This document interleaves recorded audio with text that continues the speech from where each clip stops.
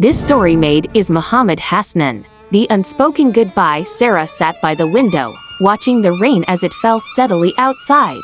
It had been a month since her younger brother, Liam, passed away.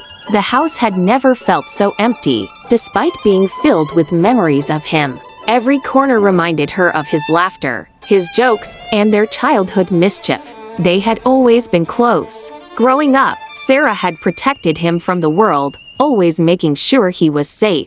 But in the end, she couldn't save him from the sickness that took him away so suddenly. She still remembered that last day. Liam, weak from the illness, had smiled at her. "I'll be okay, Sarah," he whispered, even though they both knew the truth. His body was fragile, and the spark in his eyes was fading.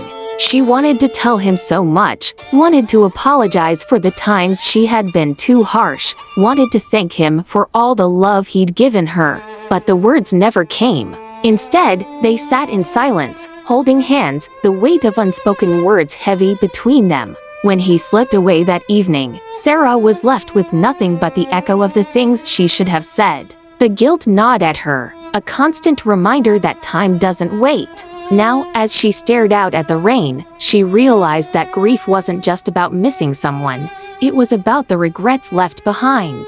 She would never get the chance to tell him how much she loved him. And that, more than anything, was the hardest part of letting go.